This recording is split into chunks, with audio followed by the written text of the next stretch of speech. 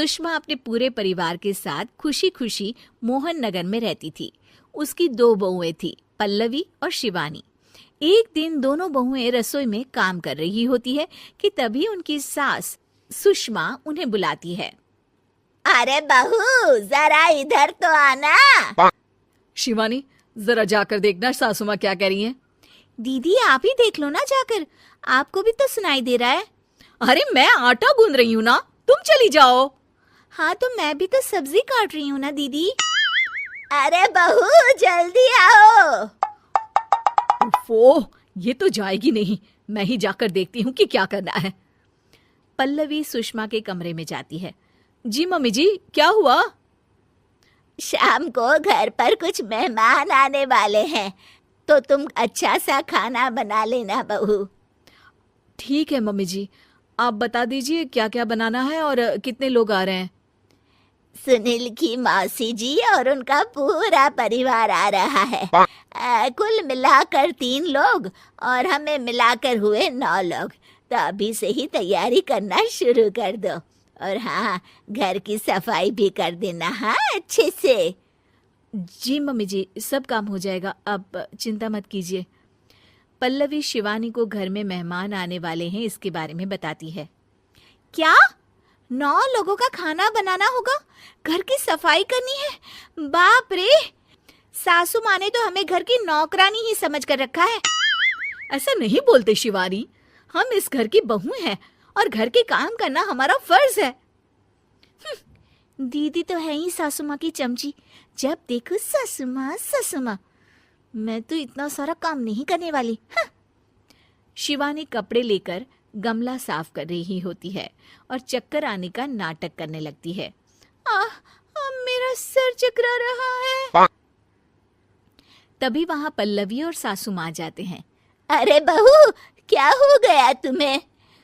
Mummy जी, बहुत तेज sir में दर्द हो रहा है। तुम एक काम करो शिवानी, आराम कर लो। नहीं नहीं दीदी, घर में मेहमान आने वाले हैं, मुझे आपकी मदद करनी चाहिए। अरे कोई बात नहीं शिवानी, तुम आराम कर लो, मैं सब काम कर लूंगी। ठीक है दीदी, अगर आप इतना कह रही हैं तो आराम कर लेती हूँ। शिवानी आराम से अपने कमरे में मैगजीन पढ़ रही होती है। इसे कहते हैं आराम की जिंदगी। इतना सारा काम। चलो, सारा काम खत्म हो गया, शिवानी को देख आती हूँ। शिवानी अपने कमरे में ईयरफोन में गाने सुनते सुनते सो जाती है और उसके साइड में मैगजीन भी रखी होती है। पल्लवी वहां आ जाती है और वो सब देखती है। ओहो, तो मतलब सब काम चोरी का बहाना था। अभी बताती हूँ इसको। घर का सारा काम मुझे करना पड़ा और ये महारानी यहाँ मैगजीन पढ़ रही है, गाने सुन रही है। पल्लवी रसोई से एक प्लेट और चम्मच लेकर आती है और शिवानी को थाली बजाकर उठाने लगती है। शिवानी अचानक से उठती है। उठ गई महारानी, गाने भी सुन लिए, मैगजीन भी पढ़ ली। तुम तो बहुत बड़ी झूठी निकली शिवानी। तुमने सर दर्द का बहाना बनाया ताकि काम करने से बच सको। हाँ, बनाया बहाना, तो क्या करती, इतने सारे काम करती। मुझे कोई शौक नहीं है चापलूसी का। क्या चापलूसी? तुम्हें लगता है कि मैं सारे काम चापलूसी के लिए कर रही हूँ? और नहीं तो क्या। तभी वहां सासू माँ आ जाती हैं। अरे बहू, वो लोग बस आने ही वाले हैं, तुम तैयारियां कर लो। जी सासू माँ, तुझे तो मैं बाद में देखती हूँ। सब खाना खाने बैठते हैं और खाना शुरू करते हैं। तभी सुनील की मौसी बोलती है।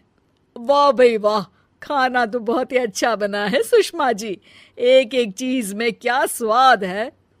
ये सुनकर शिवानी मुंह बना लेती है। उसे अपनी जेठानी की इतनी तारीफ रास नहीं आती।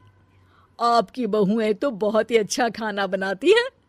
हाँ, बनाती तो दोनों ही अच्छा है, पर आज ना ये सारा खाना बड़ी बहू ने बनाया है। छोटी बहू की तबीयत ठीक नहीं थी, सो इसलिए। मानना पड़ेगा सुषमा जी, आपकी बड़ी बहू तो बहुत ही गुणवान है। पल्लवी की तारीफ सुनकर शिवानी को जलन होती है। पल्लवी ये सुनकर खुश हो जाती है और शिवानी की तरफ देखकर उसे चिढ़ाती है। कुछ देर बाद मेहमानों के जाने का वक्त हो जाता है। मौसी जी सबके लिए उपहार लाई होती है। वो सबको शगुन के पैसे देती हैं और अंत में पल्लवी के पास आती है। तुम्हारे लिए शगुन का लिफाफा तो है ही, पर बहू तुम्हें एक और उपहार भी मिलेगा इतना अच्छा खाना बनाने के लिए। मौसी अपने सोने के कंगन निकालकर पल्लवी को पहना देती है। ये लो, ये मेरे मनपसंद कंगन है, अब से ये तुम्हारे हुए। धन्यवाद मौसी जी। ये देखकर शिवानी तो पूरी तरह से जल जाती है और गुस्से से रसोई में चली जाती है। तभी वहां पल्लवी आ जाती है और उसे अपने कंगन दिखाने लगती है। देवरानी जी, अब आपका सर दर्द ठीक तो है ना? मुझे लगता है कि अब सर दर्द शुरू हो गया होगा आपका।